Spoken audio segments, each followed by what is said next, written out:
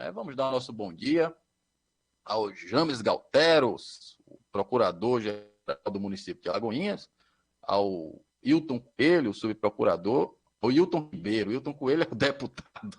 Hilton Ribeiro, subprocurador, e também a Rosiane Conceição, secretária municipal da Fazenda de Alagoinhas, né? Vai explicar aqui para a gente o que mudou aí no novo Código Tributário. Aliás, o prefeito Joaquim Neto disse que o pacote aprovado na última quinta-feira foi um pacote de bondades, né? Vamos ver se o pacote foi mesmo de bondades. Começar com quem? Com o James Galtero, pode ser, ou com a Rosiane Conceição, né? Quem é o primeiro aí? Da lista, o Hilton. Quem vai ser o primeiro? Vamos lá, o James Galtero. Aliás, antes de mais nada, parabenizar a equipe aí, os três, porque fizeram uma vitória, né, ao governo, depois de tantas derrotas no ano passado, principalmente com relação às aprovações na Câmara Municipal. Dessa vez conseguiu-se, né, aprovar o projeto do governo. Precisava de 11 votos, conseguiram os 11 votos, justamente todos os votos da base, não teve nenhum ali voto furado. E aí, né, deu esse gás aí ao governo, embora muita gente está reclamando, inclusive eu, com esse negócio de aumento de tributo. Mas vamos ver aí o que é que mudou, né? Se tem alguma situação boa aí para a gente. Bom dia, James.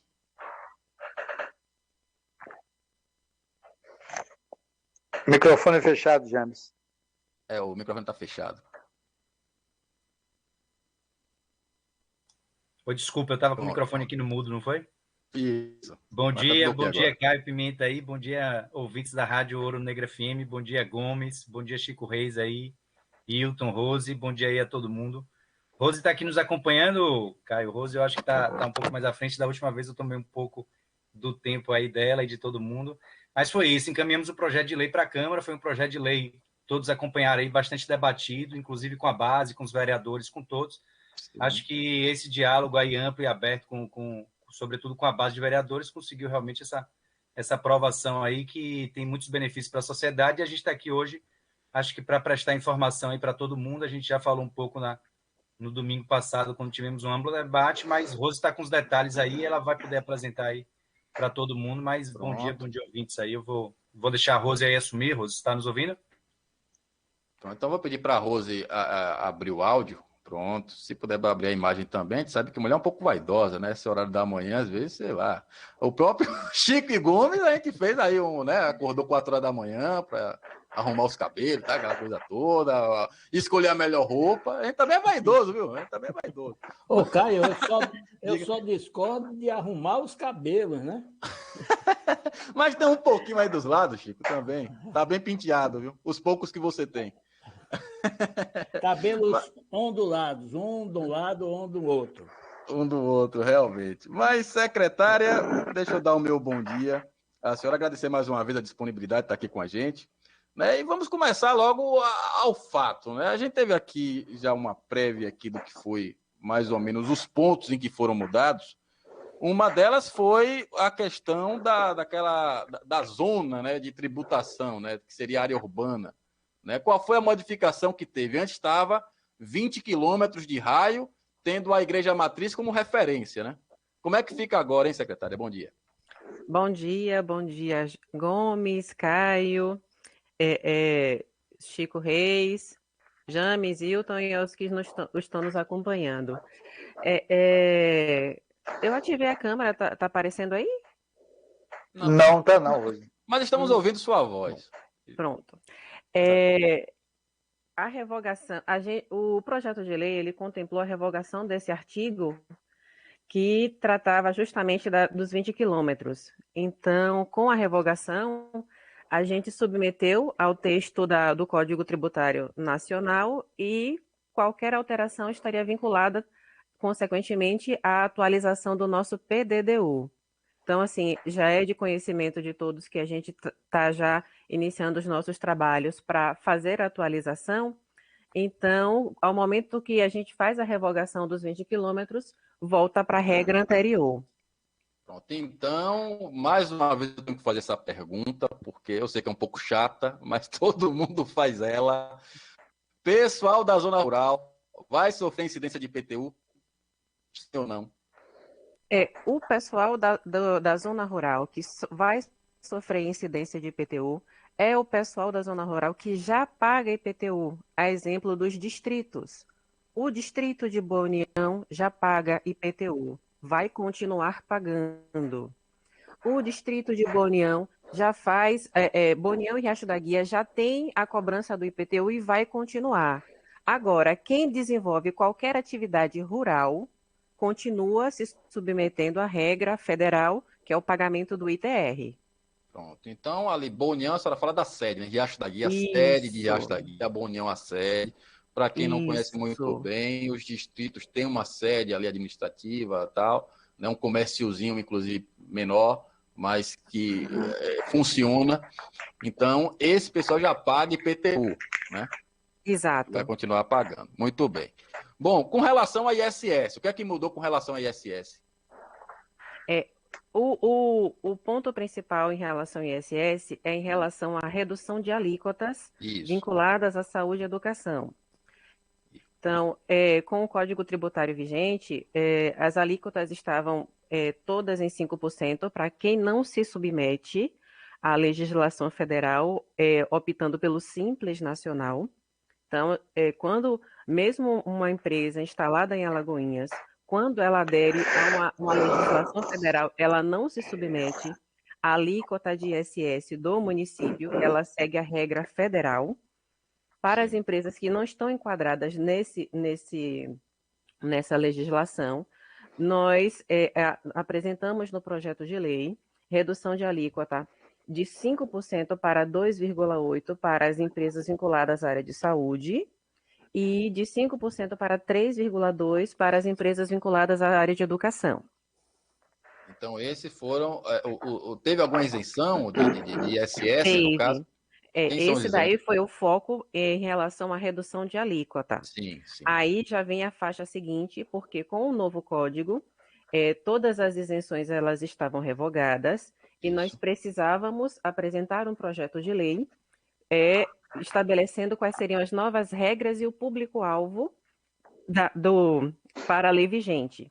Então, já levando em consideração todos os debates, a gente fez em torno de 20 reuniões com os diversos segmentos da sociedade, com representações da Câmara de Vereadores, estendendo o convite para os 17. Eles se fizeram bastante atuantes nos debates, nas discussões, tiveram impedimentos em alguns momentos por conta do surto de Covid no Legislativo, mas fizeram questão de participar virtualmente. E em torno de 20 reuniões, a gente já foi coletando uma série de informações para a gente revisar os nossos estudos, reavaliar a possibilidade, quais seriam as nossas condições na proposição do primeiro projeto de lei.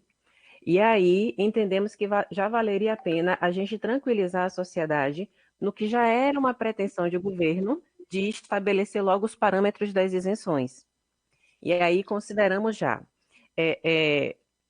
o ISS para as associações e para as organizações da sociedade civil, que eles já eram isentos no Código Tributário anterior, e aí contemplamos nesse projeto agora as taxas também.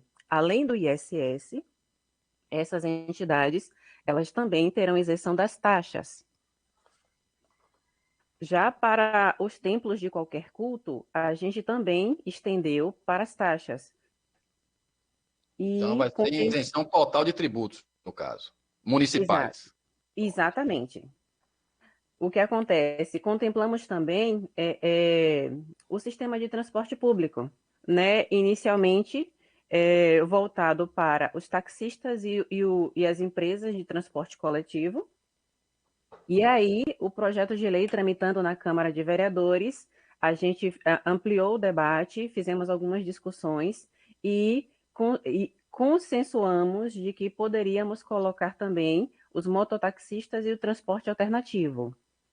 Isso para a isenção de ISS. Isenção de ISS também agora vai para mototaxistas e o transporte alternativo, então. Pronto. Exato. Tá aqui registrado. Taxa de lixo. Diga, Ailton.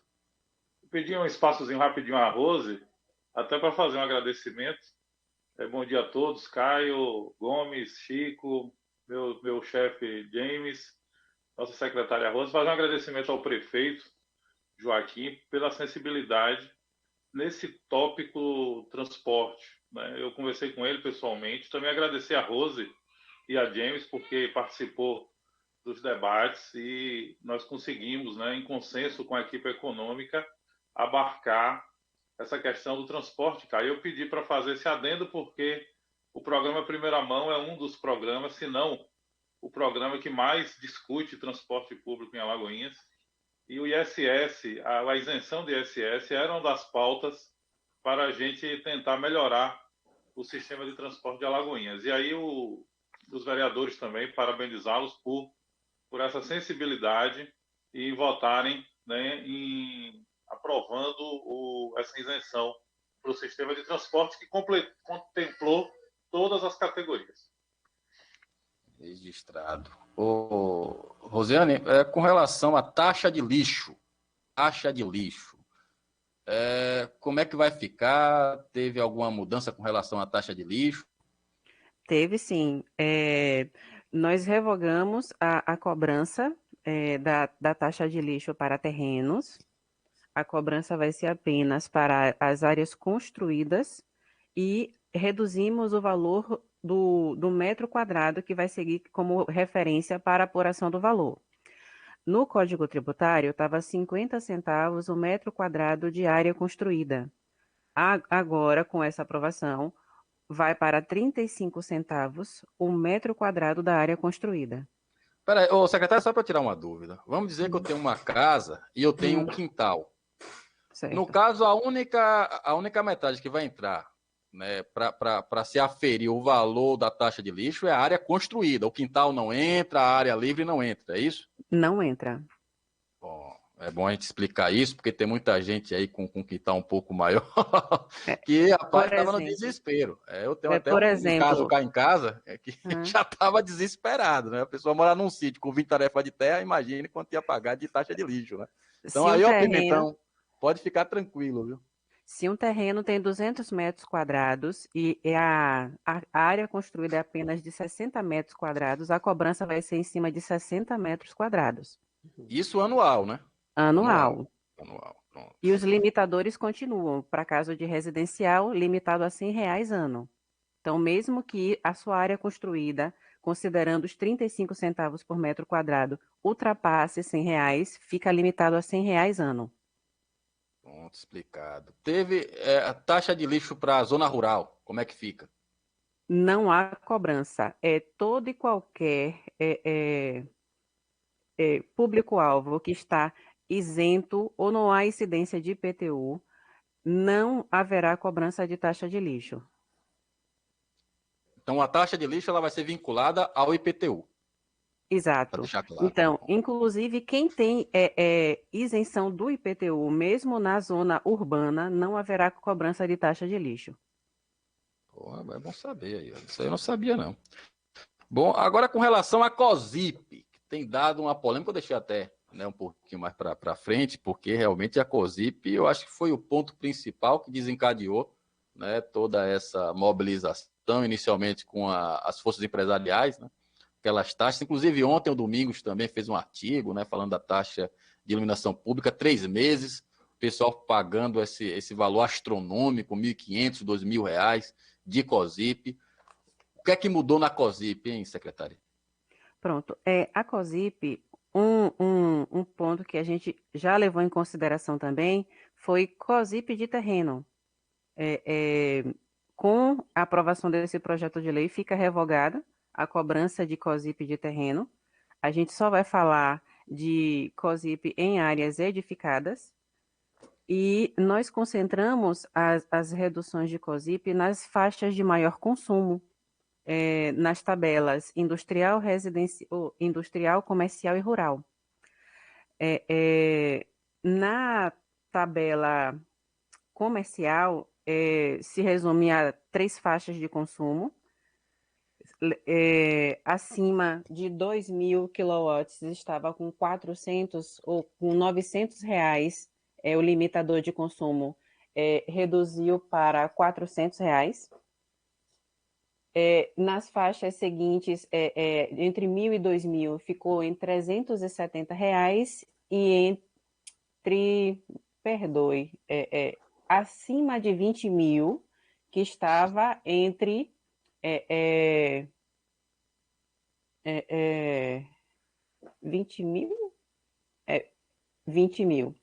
Acima de 20.000, saiu de 900 para 400, de 10.000 a 20.000 foi para 370 e de 7.001 a 10.000 foi para 350.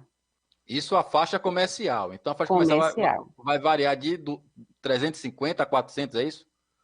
Exato. Esse entre as últimas faixas de consumo, porque tem as Entendi. outras faixas, tem as faixas de menor consumo que a gente não fez nenhuma alteração. Que é até menor que isso, né? Exato. Pronto. Área residencial, faixa residencial, como é que fica? Não houve alteração. Eles continuam com as isenções, que saiu de 50 kW e aumentou para 90. Sim. A gente deu redução de valores para algumas outras faixas e as demais continuam com os mesmos valores. A gente concentrou as reduções em rural, comercial e industrial. Pronto. Industrial, pessoal das padarias aí que estão reclamando pra caramba. Eu não aguento mais ouvir lamentação. Meu amigo Fecinho, manda um abraço, está ouvindo a gente nesse momento.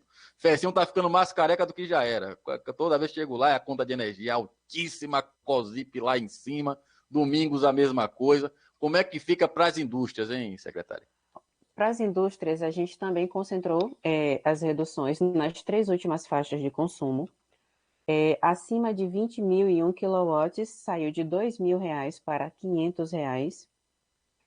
De 10.001 a 20.000, saiu de 1.500 para R$ 450.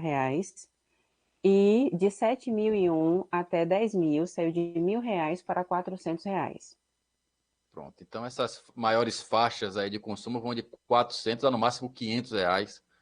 Já um decréscimo considerável. Aliás, tem gente, inclusive, já clamando por essa vigência aí, que não aguenta mais, suporta mais pagar 1.500, 2.000 reais de conta de energia. Imaginei 3 meses, já são o quê? 6.000, né? 1.500, 4.500 reais só de COSIP, fora a conta de energia normal, né? Que chega, né? Com bandeira vermelha, bandeira amarela, bandeira duplamente vermelha.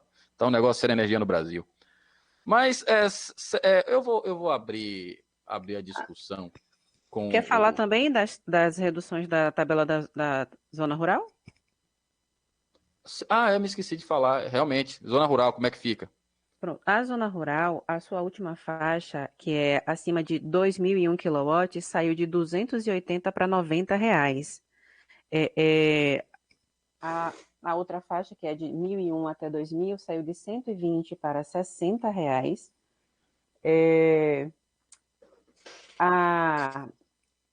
As outras faixas ficaram reduzindo de 65 para 45 e de 45 para 35. Então, assim, essas reduções, elas basicamente se concentraram justamente nos debates que a gente veio fazendo e discutindo com os diversos segmentos. E por isso que nós tínhamos uma urgência em protocolar um primeiro projeto de lei para atacar justamente esses pontos mais preocupantes e que provocou essa quantidade de reuniões. Mesmo sabendo que a intenção era que a gente fizesse apenas um projeto de lei para fazer todas essas modificações e adequações no projeto, entendemos que não seria confortável deixar para postergar esse projeto de lei enquanto a gente está debatendo os outros itens. Então, entendemos que seria urgente protocolarmos esses itens para tranquilizar a sociedade de um modo geral. Eu vou passar a palavra para Gomes e Chico também, tem as perguntas, alguns ouvintes também aqui fazendo algumas perguntas, mas eu só queria fazer uma última perguntinha, Rosiane, com relação aos IPTUs, né? O calendário fiscal estava previsto, né, o primeiro pagamento, né, da cota única, ou a primeira parcela do IPTU, agora para 30 de julho. Já são 2 de agosto e não chegaram os carnês de IPTU, e as pessoas estão preocupadas, né? Como é que vai ser? Se vai ter alteração de valores, que dia que vai chegar esse carnê de IPTU? Em relação ao IPTU, ele não chegou agora em julho e não vai chegar.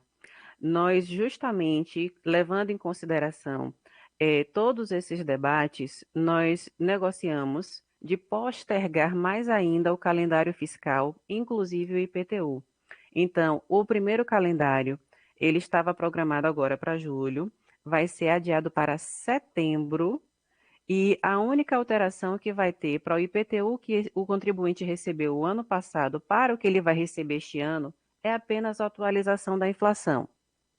Então, E a taxa do lixo, né? Adicionada à taxa do lixo. exatamente, exatamente. Mas no que diz respeito ao IPTU, a mudança que vai ter é só a atualização da inflação.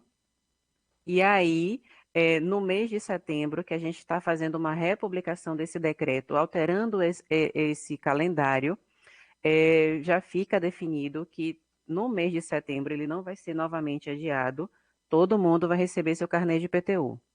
Pronto, explicadinho. Chico Reis. Pois é, Caio, bom dia aos amigos que estão presentes, doutor James, doutor Hilton, a Rosiane, a quem tenho grande estima, e hoje mais contente, né, com essas novidades trazidas para a população, assustada, apreensiva já, como um estado emocional em frangalhos diante da situação que a gente vive, né? E com essa ameaça financeira que pairava sobre todos de ter um desgaste financeiro muito maior em função do novo ordenamento jurídico que seria entronizado na vida da cidade. Como contribuinte e como cidadão, evidentemente que eu tenho que agradecer a sensibilidade demonstrada pelo poder público municipal e entendo enfaticamente aí da Fazenda Municipal, ajudada pela Procuradoria, no sentido de fazer essa revisão para adequar essa situação à dramática situação que vive o povo da nossa cidade. Portanto, quero encaminhar meus parabéns nesse sentido. Agora, ainda resta em mim, Caio, uma dúvida, e eu encaminho aí para qualquer pessoa que quiser responder a essa dúvida que tem. Na última entrevista nesse programa, os senhores argumentaram que a atualização do Código Tributário era necessária em razão da dificuldade apresentada para a consulta dos contribuintes em face às atualizações efetuadas na legislação anterior. Hoje, a gente vê, e eu vejo com muito bons olhos, uma nova visita àquela situação e descortinando um novo cenário para Alagoinhas. Aí eu pergunto o seguinte: os senhores não acham que foi um equívoco gastar 200 mil para construir um novo código que precisou ser revisado em menos de 6 meses e que poderá se tornar totalmente obsoleto com a finalização da reforma tributária nacional que irá modificar o sistema? Essa é a minha dúvida, Caio. Realmente tem essa discussão, né, a nível nacional, né, de uma mudança, uma reforma, inclusive bastante polêmica. Como é que vai ficar a situação, né, James? O valor do contrato investido aí eu acho que é mais com o Rose, mas de fato a gente tem esse cenário nacional discutindo muito essa situação de tributos. Eu acho que um dos argumentos que a gente comentou sobre a defesa do novo da necessidade foi a quantidade de alterações. A gente sabe também que essas emendas excessivas não são, de forma alguma, boas para o cidadão, então a gente faz essa entendendo que era uma situação realmente emergencial e benéfica para o cidadão, entendeu que precisava ser feita realmente essa para ajustar um pouco mais, como vocês comentaram aí, como acompanharam aí de uma forma geral as notícias da sociedade.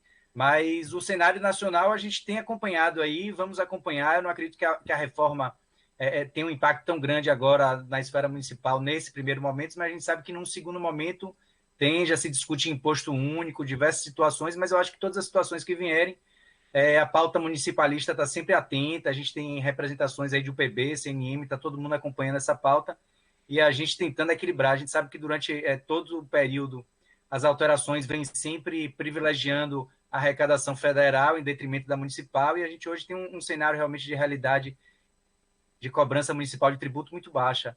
Mas não tem muito jeito, a gente não tem como aguardar, a gente não tem expectativa de que essa primeira reforma trate de alguma forma nesse sentido, mas uma segunda reforma, eu acho que no próximo governo já se discute muito em imposto único, aquela situação de IVA, de uma situação única, e ali é um pouco que a gente comentou, né? A gente hoje tem MEI, microempresa individual, né? Simples, nacional, eles simplificam muito a cobrança do tributo e eles conferem uma adimplência muito grande. Hoje, nosso grande problema é a inadimplência, a gente tem uma situação de inadimplência muito grande.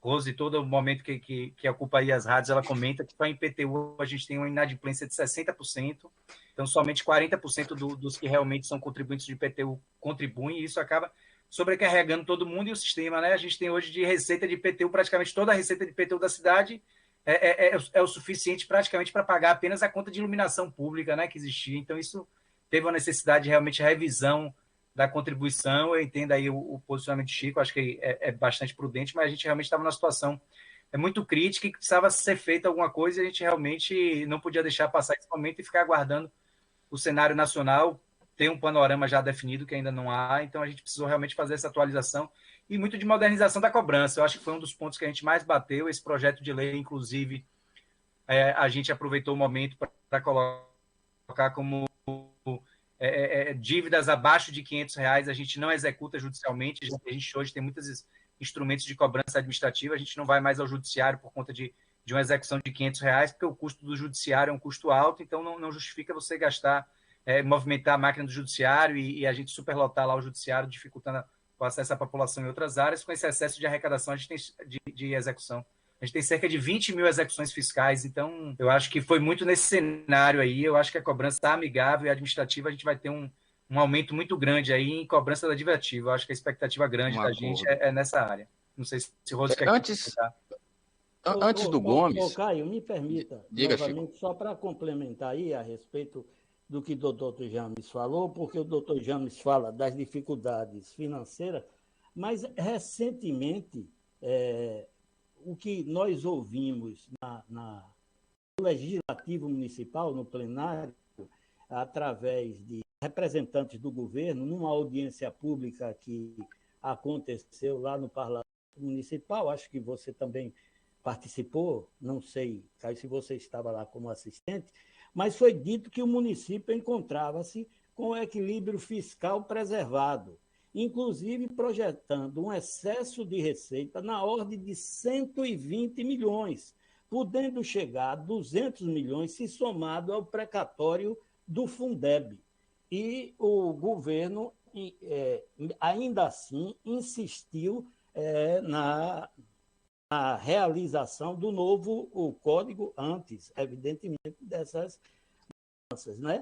Então, o que eu deploro é que, mesmo diante desse cenário, o poder público municipal não entendeu que era desnecessário obrigar milhares de contribuintes a subtrair recursos necessários à aquisição de itens básicos, desviando para poder pagar tributos. E ainda mais, insisto, o passo municipal retirando aqui de circulação nossa R$200 mil para passar para pessoas que fizeram um trabalho que se torna inócuo agora. Portanto, é preciso cuidado. Essa crítica não pode ser dirigida a quem está aí. Evidentemente, é uma decisão mais alta, é uma decisão do prefeito, mas eu gostaria, como contribuinte, de alertar, porque a gente que critica tem também que demonstrar as saídas para que não pareça apenas uma crítica pela crítica. Muito obrigado. Posso complementar a resposta, Caio? Pronto. Um ponto que eu queria esclarecer, Chico, é que a consultoria, o seu contrato, ele de fato está em torno de 200 mil. Ocorre que a contratação da consultoria, ela não foi para a elaboração do projeto de lei do novo Código Tributário. Eu lhe garanto aqui, com muita segurança, de que pelo menos 85% desse contrato não está vinculado à atualização dessa matéria.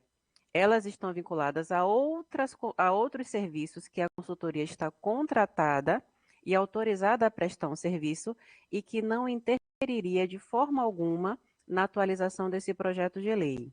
Esse projeto de lei, ele não foi um trabalho exclusivamente da consultoria, contou com a participação de todas as áreas de fiscalização do município também, e o contrato ele não foi exclusivo para isso. A contratação, sim, foi em torno deste valor, mas o que a empresa contratada está autorizada a fazer tem uma série de outros serviços, que é o que a gente chama de escopo, que ela também está autorizada, que não interfere de forma alguma na legislação tributária.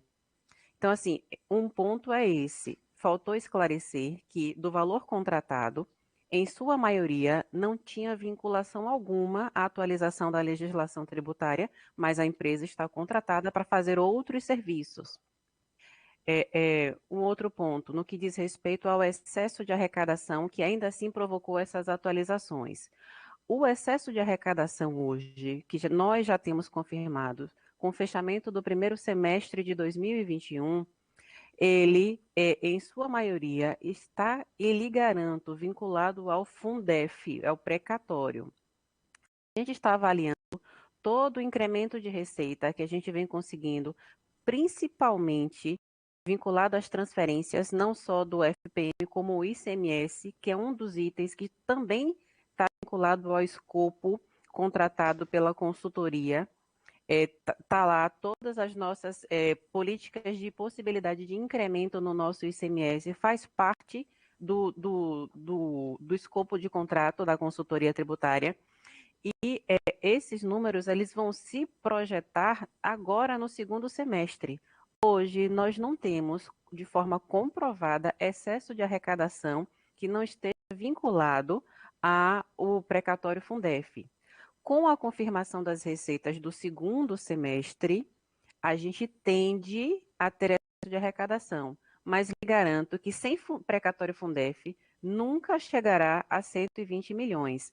Até porque desses 120 milhões que foi apontado, os 80 milhões do Fundef teria que estar aí na conta e nós teríamos que ter um senhor excesso de arrecadação para justificar chegar a 120 milhões. Hoje não está materializado em nenhuma peça esse excesso de arrecadação que, sem o precatório Fundef, a gente poderia chegar a 120 milhões. Bom, são 7 horas mais 45 minutos. Eu vou ter que chamar um intervalo comercial, a gente até já se estendeu mais até do que o intervalo, mas tem a pergunta de Gomes e tem perguntas dos ouvintes também, principalmente de pequenos comerciantes com relação à taxa de imagem, TFF, se mudou alguma coisa, como é que fica a situação dos pequenos comerciantes, quem tem os boxes na Rui Barbosa, né, nas praças. É rapidinho. A gente vai ter que refazer a conexão, até para que não caia. Eu vou mandar o link para cada um dos senhores e a gente refaz aqui a entrevista dentro de 2 a 3 minutos. É rapidinho, intervalo comercial, já a gente volta. Você está ouvindo o programa Primeira Mão. Voltamos já já. A equipe econômica jurídica da Prefeitura de Alagoinhas, o Procurador-Geral do Município, James Galtero, o Subprocurador Hilton Ribeiro e a Secretária Municipal de Fazenda, a Rosiane Conceição. Bom, eu tenho aqui 2 perguntas, eu acho que vai mais para a Rosiane com relação aos tributos, um com relação à taxa de imagem, outra com relação à TFF. O Benedito Vieira envia a mensagem perguntando se houve alguma alteração com relação às alíquotas de TFF. Inclusive, recentemente teve uma conta, né, de TFF de uma empresa que passou de 400 e pouco para quase 10 mil reais. Né? O pessoal está bastante preocupado com isso. E uma outra pergunta nesse sentido também é o do Duda do Churros, que ele pergunta como vai ficar a cobrança, né, de publicidade de empresas, né? O proprietário de casas comerciais, eles dizem que não podem ser incluídos em empresas que ganham em publicidade, né? De vários segmentos. É aquela questão da taxa de publicidade. Como é que fica, secretário? Pronto. Em relação às taxas, é justamente o que a gente está já retomando as discussões. Inclusive, eu já participei de uma reunião com alguns representantes para justamente falar sobre a taxa de publicidade. E pelo que a gente discutiu aqui do projeto de lei que foi aprovado e que já vai ser sancionado, a gente não contemplou ainda as taxas. Então, assim, as taxas hoje, elas têm uma regra vigente e a gente já vai iniciar as nossas discussões, debater com a sociedade no que diz respeito às suas propostas de adequação ou de algum ajuste em relação às tabelas. Em relação às taxas, basicamente, a legislação não tem diferença. As mudanças estão todas vinculadas aos valores. E aí é justamente um dos focos que a gente vai abordar agora, que a gente provoque um segundo projeto de lei com algumas modificações. Então, resumindo, nesse primeiro momento, nesse primeiro pacote, não houve alterações das outras taxas, né? Questão de taxa de imagem, TFF, TLL, não teve nada disso. Vai ser um novo pacote de alterações que vem por aí, não é isso? Exato. E aí a gente já iniciou algumas reuniões, vai dar continuidade a elas para que isso venha provocar um segundo projeto de lei e último. Entendido. Gomes?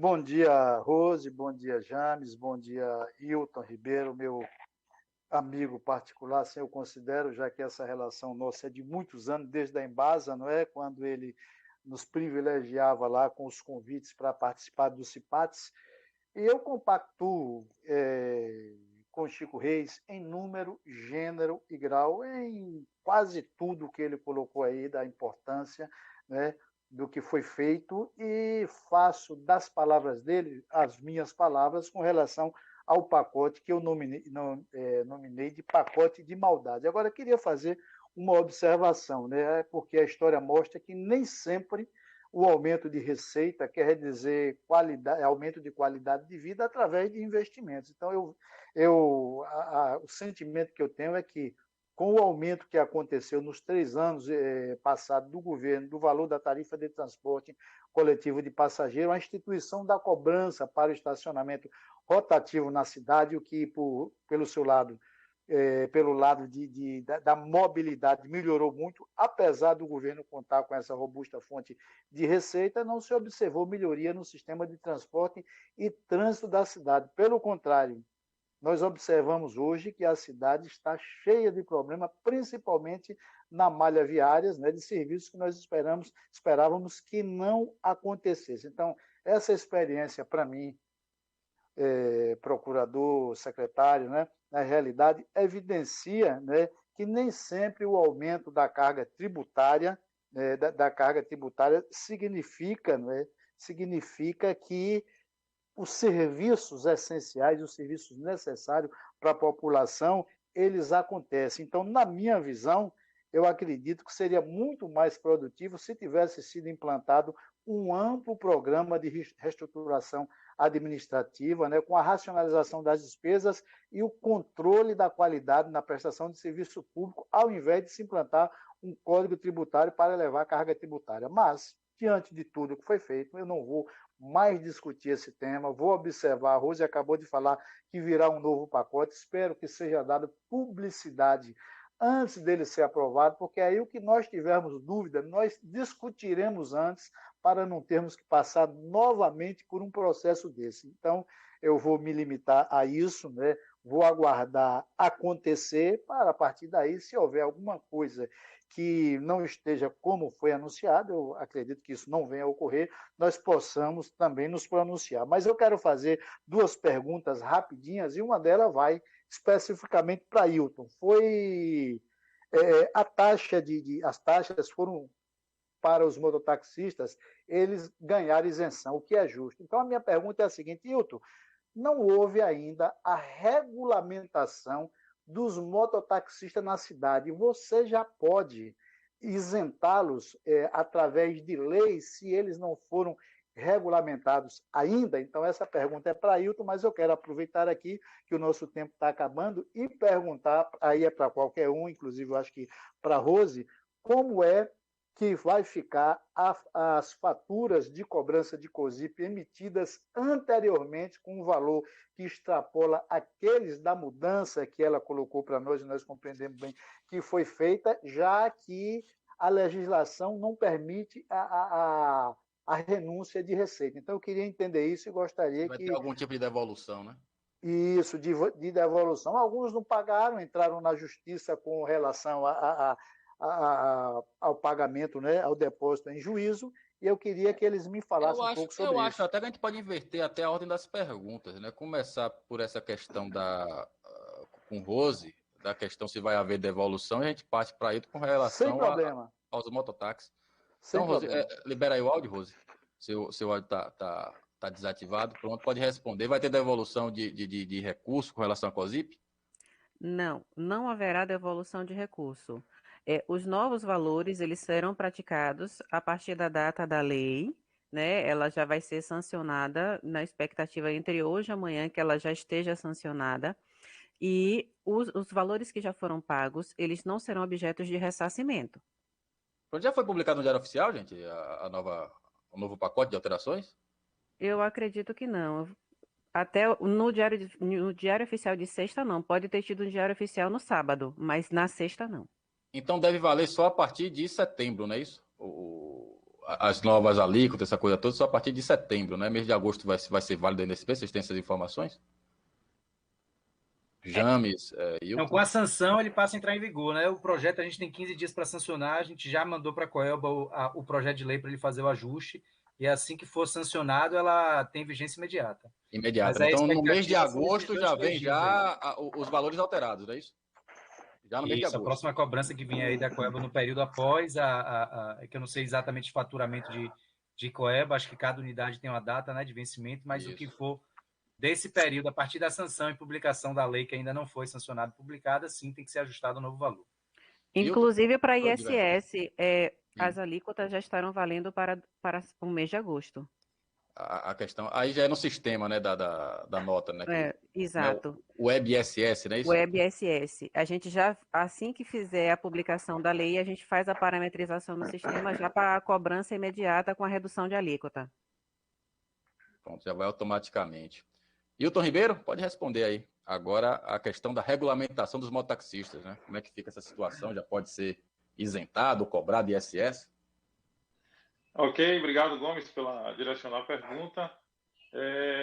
Na realidade, Gomes, na gestão anterior da SMTT, nós conseguimos aprovar a legislação, né, regulamentando o mototáxi, e também já tem um decreto, né, que já estabelece a forma de credenciamento. O que falta agora é o edital de credenciamento, em que os mototáxis passam por um crivo, né, passam por uma apresentação de documentos, requisitos, idade da moto, tempo de habilitação. Então, em termos jurídicos, o mototáxi já está devidamente, né, contemplado em Alagoinhas. O que falta é só a SMTT fazer o edital de credenciamento. Por isso, Gomes, não houve empecilho de acrescentar, né, de incluir a isenção para eles do ISS nesse projeto. Então, respondendo sua pergunta. E lembrar, Rose e James, né, nós nos comprometemos, né, Caio, com a zona rural, que após, né, essa aprovação nós vamos fazer um painel, né, porque ficou muito aquela ideia de que ia atrapalhar a aposentadoria especial dos trabalhadores rurais. E na saída da Câmara, no dia da aprovação, eu já me comprometi lá com o Jussi, com todos os vereadores, né, parabenizá-los aí pelos debates. Foi uma sessão bastante, né, que se expôs, cada um expôs com democracia a sua visão do projeto. Então, só lembrando, Rose, que nós já vamos aí montar esse painel aí, chamando os representantes da zona rural para a gente começar a debater. Inclusive o PDDU, né, Caio? Porque é de 2004 Sim. o nosso plano diretor e a gente precisa realmente rever o plano diretor de Alagoinhas. Obrigado, Gomes. Obrigado a todos. Eu agradeço a presença de cada um de vocês, o Hilton Ribeiro, o James Galtero, a Rosiane Conceição, que sempre atendeu aos nossos convites de vir aqui no programa, discutir o Código Tributário, explicar os novos termos do Código Tributário. Já dizia o velho guerreiro Chacrinha, quem não se comunica se trumbica. Então, a gente tem que explicar para a população o que é que está acontecendo, né, principalmente com relação à cobrança de tributos. Obrigado aos senhores, viu? Tenham um bom... E a senhora também, né? Tenham um bom dia, viu? Um bom início de semana. Bom dia a todos, um abraço. Bom dia a todos, um abraço, obrigado aí pelo espaço. Obrigada. Ô, Caio, Valeu, James. Valeu.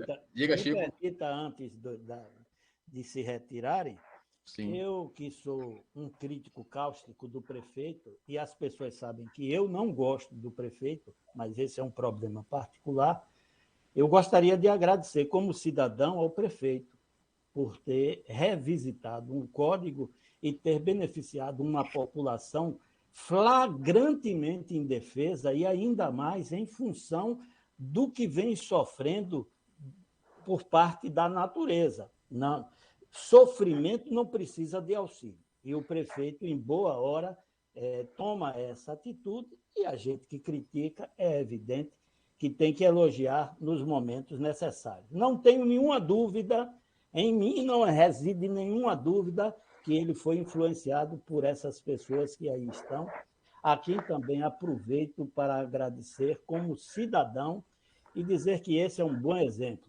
para a gente continuar nessa caminhada onde o contribuinte, nesse momento, tira os olhos do divino para olhar para quem pode ajudá-lo aqui na Terra. E, sem dúvida nenhuma, na minha opinião, esse é um passo decisivo para a gente compreender a situação do semelhante. Como cidadão, muito obrigado a vocês.